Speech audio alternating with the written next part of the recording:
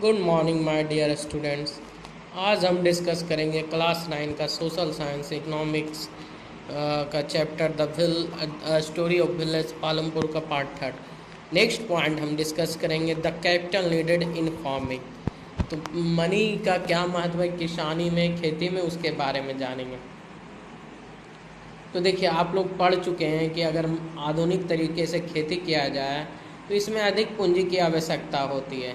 ठीक है, तो आज के समय में किसान अगर खेती करना चाहता है तो उसे पहले की अपेक्षा अधिक मनी की ज़रूरत होती है। अब बात आता है कि ये मनी का अरेंजमेंट कहाँ से किसान करते हैं। तो देखिए, अधिकतर जो छोटे किसान होते हैं वो मनी का अरेंजमेंट उधार लेकर, किसी से लोन लेकर करते हैं, या फिर अगर कोई छोटा किसान है तो वो बड़े किसान से मनी लोन पर लेता है, या फिर गांव के जो मनी लेंडर होते हैं जिसको हम हिंदी में सूदखोर भी कहते हैं। ठीक है, तो वो सूद पर पैसा लेके कृषि कार्यों के लिए पैसा लेते हैं। ठीक है, तो जाहिर सी बात है, अगर सूद पर पैसा लेंगे तो उस पर इंटरेस्ट भी बहुत ज़्यादा होता है। तो एक तरह से किसानों पर सूद का जो पैसा है उसको चुकाने के लिए एक अधिक दबाव कार्य करता है। किसान हमेशा परेशान रहते हैं कि अगर उनका फसल खराब हो जाए तो वो पैसा कहाँ से चुकाएंगे। तो यहाँ पे एक छोटा सा स्टोरी दिया हुआ है आपका। ये देखिए, ये स्टोरी है। Savita is a small farmer. She plans to cultivate wheat on her 1 hectare of land. Besides seeds, fertilizer and pesticides, she needs cash to buy water and repair her farm instrument. She estimated that the working capital itself would cost a minimum of Rs 3,000. She don't have the money, so she decided to borrow from Tejpal Singh. तो अभी हम इतना तक discuss करते हैं। सविता क्या है कि छोटी किसान है। ठीक है, वो अपने 1 हेक्टेयर ज़मीन पर क्या कहते हैं, गेहूं की खेती करना चाहती है। तो सीड, फर्टिलाइज़र, पेस्टी के साइड के अलावा उसको कुछ नकदी पैसा की ज़रूरत है, जो वो पानी अपने फॉर्म में, अपने खेत में पानी पहुंचाने के लिए प्रयोग करेगी। इसके अलावा खेती से संबंधित उसके पास जो इंस्ट्रूमेंट है वो ख़राब हो चुका है, उसको रिपेयर में वो इन्वेस्ट करेगी। इसके अलावा वो वर्किंग कैपिटल अगर देख रही है तो इसमें वर्किंग कैपिटल उसका लगभग 3,000 रुपया खर्च हो रहा है, लेकिन उसके पास पैसा नहीं है। तो इसलिए उसने डिसाइड किया है कि वो तेजपाल सिंह से पैसा लेगी। अब तेजपाल सिंह कौन है? तो तेजपाल सिंह कौन है? तो तेजपाल सिंह एक फार्मर है। ठीक है, तो तेजपाल सिंह सविता को पैसा देने के लिए लोन पर तैयार हो जाता है। वो 24% फॉर 4 मंथ के अनुसार लोन देता है, यानी 4 महीना के लिए वो 24% क्या लेगा? सूद लेगा, जो कि एक बहुत ज़्यादा इंटरेस्ट है। ठीक है, इसके अलावा सविता ये भी प्रॉमिस करती है कि वो तेजपाल के खेत में काम करेगी। ठीक है, तो यहाँ पे उस मजदूरी के रूप में वो 100 रुपया डेली लेगी। ठीक है, तो यहाँ पे हम लोग देख रहे हैं तो उसको 100 रुपया बहुत ही कम मजदूरी मिल रहा है। ठीक है, और सविता ये भी जानती है कि उसको ये काम करने के लिए बहुत मेहनत करना पड़ेगा। पहले उसको अपना खेत में काम करने में पड़ेगा, फिर तेजपाल सिंह के खेत में काम करना होगा। जब कटाई के समय आएगा तो वो बहुत बिजी हो जाएगी। उसके 3 बच्चे हैं तो उसको अपने बच्चों को भी देखभाल करना होगा, घर का भी रिस्पॉन्सिबिलिटी है। ठीक है, लेकिन सविता क्या करे, उसके पास पैसा का दिक्कत है, तो वो मजबूरी में ऐसे टफ कंडीशन में भी काम करने के लिए तैयार है, क्योंकि वो जानती है कि गरीब किसान, छोटे किसान को पैसा बहुत ही मुश्किल से मिलता है। अगर नेक्स्ट पॉइंट अगर हम देखते हैं तो नेक्स्ट पॉइंट में आपका दिया हुआ है कि अगर in contrast to the small farmer, the medium and large farmer have their own savings from farming, they are thus able to arrange for the capital needed. How do these farmers have their own savings? You shall find the answer in the next section. ठीक है। तो देखिए जो small farmer होते हैं उसको पैसा बचाना बहुत मुश्किल होता है, जबकि जो मीडियम और लार्ज फार्मर होते हैं तो वो खेती के माध्यम से जो उनको जो अर्निंग होता है, जो पैसा होता है, वो उसको प्रयोग करते हैं। जब उन ज़रूरत पड़ता है खेती में पैसा का, इन्वेस्ट का, तो वो उस समय उसका प्रयोग करते हैं। अब ये किसान कैसे सेव करते हैं, तो ये सब चीज़ें हम लोग आगे में जानेंगे। तो चलिए अभी तक जो हम लोग स्टोरी पढ़े हैं उसको यहाँ पे आपको डिस्कस किया जा रहा है। आपको ये डिस्कस करना है, पढ़ना है ये स्टोरी, और इसको आपको फिलअप करना है, बनाना है। तो ये आपका होमवर्क है, आप इसको फिलअप करोगे।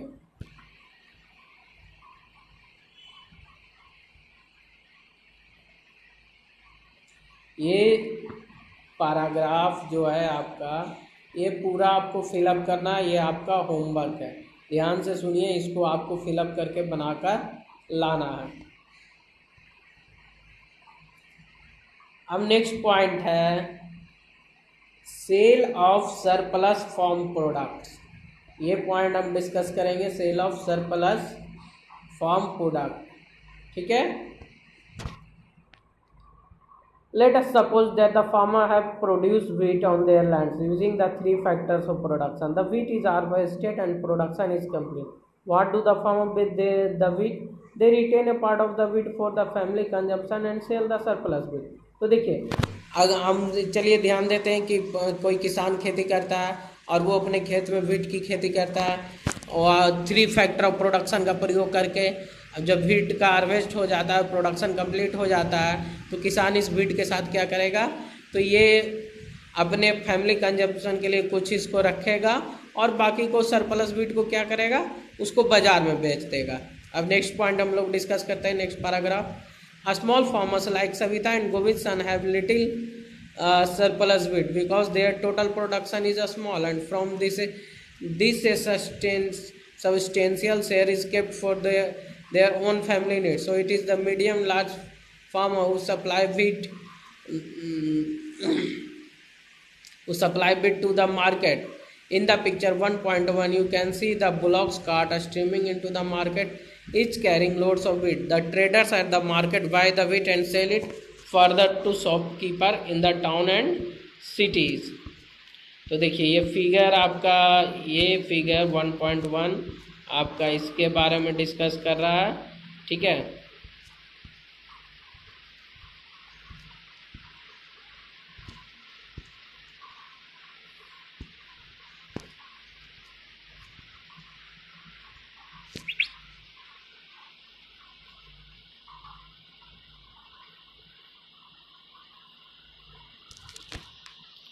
तो अभी नेक्स्ट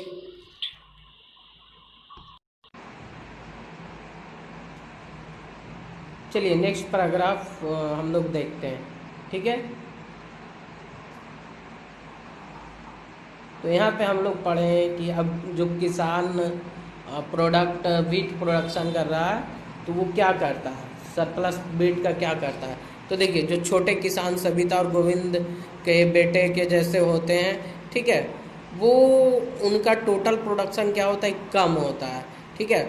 और इन्हीं कम टोटल प्रोडक्शन में से उनको अपने फैमिली नीड्स के लिए रखना होता है, जबकि देखिए जो मीडियम और लार्ज किसान होते हैं उनका टोटल प्रोडक्शन क्या होता है, अधिक होता है। तो वो अपने फैमिली नीड के लिए जितना रखते हैं उनसे ज़्यादा वो उनके पास प्रोडक्ट सरप्लस व्हीट होता है या जो भी एग्रीकल्चर उत्पाद होता है उसको वो मार्केट में बेच सकते हैं। लेकिन चूंकि जो छोटे किसान होते हैं उनके फैमिली नीड के रखने के बाद उनके पास उतना सरप्लस व्हीट नहीं होता है जिसको वो मार्केट में बेच सकें। ठीक है। यहाँ पे हम लोग पढ़े भी हैं, फिगर 1.1 में आप देखे हैं कि देखिए मार्केट में कैसे गांव में ले जाया जाता है। तो ब्लॉक्स काट के द्वारा मार्केट में व्हीट को बोरा में लोड किया जाता है और फिर उसको ट्रेडर मार्केट में ले जाके ट्रेडर मार्केट में उनको खरीदते हैं। ठीक है। और फिर ये ट्रेडर आगे जाके वो शॉपकीपर को शहरों में बेचते हैं। तो इस तरह से आपका सरप्लस फार्म प्रोडक्ट का क्या होता है, सेल होता है। अब यहाँ पे देखिए आपका देखिए तेजपाल सिंह जो है लार्ज फार्मर है और उसके पास सरप्लस बीट 350 क्विंटल है। ठीक है, उसके बाद जितना भूमि है उसमें से उसको इतना सरप्लस बीट बच रहा है, वो अपने परिवार को के लिए रखने के बाद भी उसके पास कितना सरप्लस है, 350 क्विंटल। ठीक है, अब ये क्या कर रहा है, सरप्लस बीट को रायगंज मार्केट में ले जाकर बेच रहा है, जिससे उसको अच्छा अर्निंग हो रहा है। ठीक है, अब ये अर्निंग के साथ क्या करेगा तेजपाल, तो लास्ट ईयर तेजपाल सिंह ने क्या किया था कि जितना भी उसको कि खेती किसानी से लाभ हुआ था, यानी बीट का प्रोडक्शन से, वो लाभ को, मनी को कहाँ रखा था, बैंक अकाउंट में। ठीक है, और बाद में ये मनी को वो छोटे छोटे किसानों को क्या कहते हैं, लैंड के रूप में यानी सूद के रूप में देता है। ठीक है, जैसे कि सविता को वो ज़रूरत पर लोन दिया। ठीक है, इसके अलावा वो इसका वर्किंग कैपिटल के रूप में प्रयोग करता है। जैसे कि अगले सीजन में अगर उसको खेती के लिए पूंजी की ज़रूरत होगी तो वो अपने बैंक से पैसा निकालेगा और इस पैसे का प्रयोग वो अगले सीजन में खेती के रूप में, पूंजी के रूप में करेगा। इसके अलावा इस साल तेजपाल सिंह का प्लान है कि वो जो अर्निंग हुआ है उससे क्या करेगा, एक अनदर ट्रैक्टर खरीदेगा। इससे अनदर ट्रैक्टर खरीदने से क्या होगा कि उसका फिक्स्ड कैपिटल में वृद्धि होगी। ठीक है, तो देखिए तेजपाल सिंह के अलावा और भी लार्ज और मीडियम किसान हैं जो अपने सरप्लस फार्म प्रोडक्ट को ले जाकर मार्केट में बेचते हैं और जो अर्निंग होता है उसका एक पार्ट सेव करते हैं नेक्स्ट सीजन के लिए, उसको वर्किंग कैपिटल के रूप में। ठीक है, और इसके अलावा वो कुछ किसानों को लोन भी देते हैं। इसके अलावा जो सेविंग्स है उससे कैटल, ट्रक्स और कभी कभी शॉप भी सेटअप करते हैं। जो इससे क्या होता है कि इनका नॉन फॉर्म एक्टिविटी से उनको मनी का इनकम होता है, पैसा का इनकम होता है। उम्मीद है कि अब हम इतना तक समझ में आ रहा होगा। तो ये पॉइंट आपका खत्म हो गया। अब ये फॉर्मिंग एक्टिविटी आपका पालमपुर में खत्म हो गया। अब हम डिस्कस करेंगे पालमपुर में नॉन फॉर्मिंग एक्टिविटी। तो देखिए नॉन फॉर्मिंग एक्टिविटी क्या है, जैसा कि हम लोग पढ़ चुके हैं कि पालमपुर में मेन प्रोडक्शन एक्टिविटी क्या है, कृषि है। ठीक है, अब हम बात करेंगे नॉन फार्म प्रोडक्शन एक्टिविटी के बारे में। ठीक है, तो पालमपुर में कितने प्रतिशत नॉन फार्मिंग एक्टिविटी में जुटे हुए हैं, 20%। ठीक है, बाकी की आबादी क्या है, कृषि पर निर्भर है। तो देखिए यहाँ का डेयरी कॉमन एक्टिविटी है। ठीक है, किसानी के अलावा पालमपुर के लोगों के लिए पशुपालन एक कॉमन एक्टिविटी है। ठीक है, वो यहाँ के लोग अपने बुफेलो को विभिन्न प्रकार के घास, ज्वार, बाजरा आदि खिलाते हैं जो कि रेनी सीजन में उगता है। ठीक है, और इनसे जो पशुओं से जो मिल्क प्राप्त होता है वो नज़दीक के मार्केट रायगंज में भेजते हैं, जो कि वहाँ का नज़दीक का गांव है। ठीक है, इसके अलावा दो ट्रेडर शाहपुर में क्या किया है कि कलेक्शन कम चिलिंग सेंटर बनाया है। ठीक है, जहाँ से रायगंज से वो मिल्क को ले जाया जाता है और वहाँ मिल्क को कलेक्ट किया जाता है और फिर ये मिल्क को बड़े बड़े शहरों में और भेजा जाता है। तो यहाँ पे आपको एक दिया हुआ है चार्ट के जैसा। ठीक है, यहाँ पे आपको दिया हुआ है कि let us take 3 farmers each has grown wheat on his field through the production is different. ठीक है, column 2 consumption of wheat by each farmer family is the same, the whole of surplus wheat this year is as capital for next year production, also suppose production is twice the capital in production. ये table आपको complete करना है। ठीक है, तो ये आपका work activity है, ये आपको एज ए होमवर्क कंप्लीट करना होगा। ठीक है, अब हम बात करेंगे पालमपुर में स्मॉल स्केल मैन्युफैक्चरिंग इंडस्ट्रीज के बारे में। देखिए प्रेजेंट में लगभग 50 से भी कम लोग मैन्युफैक्चरिंग में इन्वॉल्व हैं। ठीक है, पालमपुर में।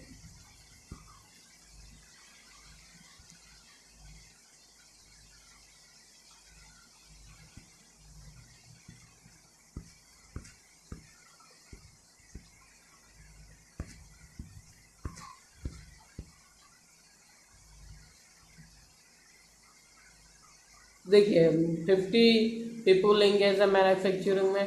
देखिए मैन्युफैक्चरिंग के अलावा यहाँ पर आपका बड़े बड़े फैक्ट्रीज जो है जो शहरों में स्थापित किए गए हैं, जबकि जो पालमपुर में मैन्युफैक्चरिंग होता है वो सिंपल प्रोडक्शन मेथड के द्वारा होता है और बहुत ही छोटे स्तर पर होता है।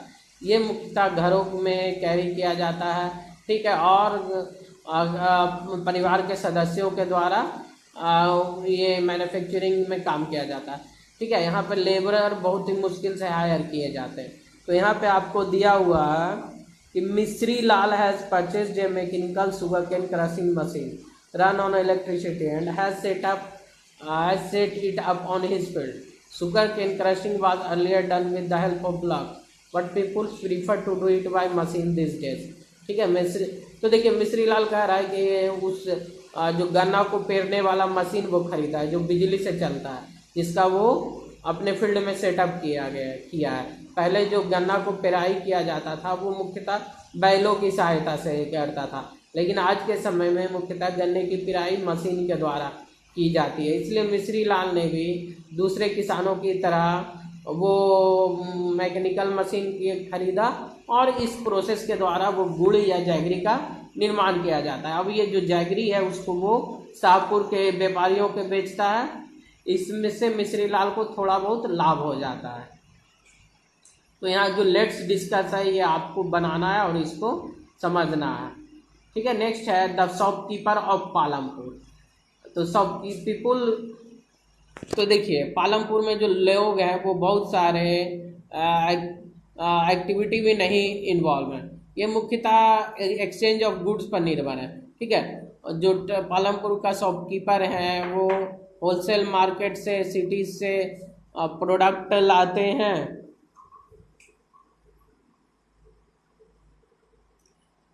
सिटीज से प्रोडक्ट लाते हैं और फिर उनको क्या करते हैं अपने अपने छोटे छोटे दुकानों में स्टोर करते हैं और फिर इन आइटम को वो गांव के लोगों को सेल करते हैं। ये मुख्यतः rice, wheat, sugar, tea, oil, biscuit, soap, toothpaste, batteries, candles, notebooks, pen, pencil, इसके अलावा क्लॉथ भी ये लोग बेचते हैं। इसके अलावा जिनका घर बस स्टैंड के नज़दीक है तो वैसे लोग ओपन स्पेस में छोटे छोटे दुकान लगाते हैं और मुख्यतः ये टेबल यानी खाने पीने वाले वस्तुओं का व्यापार करते हैं, उनको सेल करते हैं। अब यहाँ पे देखिए दिया हुआ एक स्टोरी, करीम ने कंप्यूटर क्लास खोला अपने गांव में, ठीक है। पहले क्या होता था कि जो बहुत सारे स्टूडेंट होते थे गांव के तो वो शाहपुर टाउन जाते थे कंप्यूटर पढ़ने के लिए, लेकिन करीम ने देखा कि उसके गांव के बहुत सारे स्टूडेंट शहर जाते हैं तो उसको ये एक अपॉर्चुनिटी लगा, ठीक है। और वो देखा कि उसके गांव में 2 महिलाएं के पास भी कंप्यूटर एप्लीकेशन की डिग्री है, तो उसने डिसाइड किया कि इनको वो जॉब देगा। उसने कंप्यूटर खरीदा और अपने घर के फ्रंट रूम में ही वो क्या खोल दिया, कंप्यूटर क्लास। इस तरह से उसने हाई स्कूल के बच्चों को कंप्यूटर क्लास खोलकर उनकी पढ़ाई में मदद की और अच्छे नंबर में उन्हें लाने में हेल्प की। अब हम बात करते हैं ट्रांसपोर्ट, ठीक है। तो देखिए पालमपुर के रोड पर आपको अलग अलग प्रकार का व्हीकल नज़र आएगा जो पालमपुर को रायगंज से कनेक्ट करता है।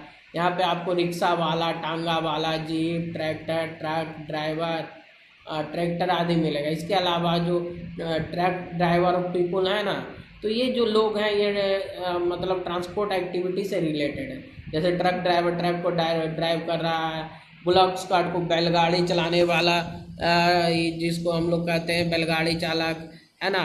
इसके अलावा बग्गी भी पालमपुर में मेन ट्रांसपोर्ट सर्विस है। इसके अलावा माल ढोने के लिए फेरी का प्रयोग किया जाता है एक स्थान से दूसरे स्थान, ठीक है, और वो रिटर्न में उनको पैसे मिलते हैं, ठीक है।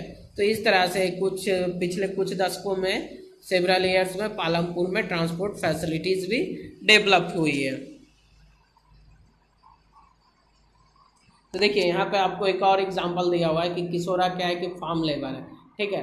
और दूसरे लेबरों की तरह किशोरा को भी अपने फैमिली की ज़रूरत पूर्ण करने के लिए उतना पैसा नहीं वो कमा पाता है। ठीक है। कुछ साल पहले किशोरा ने बैंक से लोन लिया, जो कि अंडर एक गवर्नमेंट प्रोग्राम के तहत था। ठीक है। ये लैंडलेस हाउस होल्ड को सरकार लोन दे रही थी। किशोरा ने इससे क्या खरीदा, एक बुफेलो खरीदा और बुफेलो का दूध वो बेचना शुरू कर दिया, जिससे वो उसको कुछ पैसा होने लगा। ठीक है। और उसके बाद इसने अपने बुफेलो में वुडन कार्ट का अटैचमेंट किया और वो इसका प्रयोग ट्रांसपोर्ट के लिए भी करने लगा। ठीक है। इसके बाद वो गंगा नदी के नज़दीक जाता था बुफेलो के साथ, वहाँ से मिट्टी लाता था और किसानों को मिट्टी सेल करता था। इसके अलावा वो शाहपुर गांव गया, जैगरी लोड किया, मतलब कह सकते हैं कि इस तरह से उसने ट्रांसपोर्ट का प्रयोग करके अपना इनकम और आर्थिक स्थिति सुधारी। तो ये आपका समरी है, ये समरी क्या है ये आपको पढ़ना होगा। ठीक है। और इसको डिस्कस करना होगा। ये आपका क्वेश्चन आंसर है जो कि हम पहले ही करवा चुके हैं। तो उम्मीद है कि आपको ये चैप्टर समझ में आया होगा। इस तरह से आपका स्टोरी ऑफ विलेज पालमपुर खत्म हुआ। नेक्स्ट डे हम डिस्कस करेंगे आपका हिस्ट्री का चैप्टर फ्रेंच रेवोल्यूशन का नेक्स्ट पार्ट। तो मिलते हैं आपको नेक्स्ट वीडियो में, तब तक के लिए thank you, bye and take care.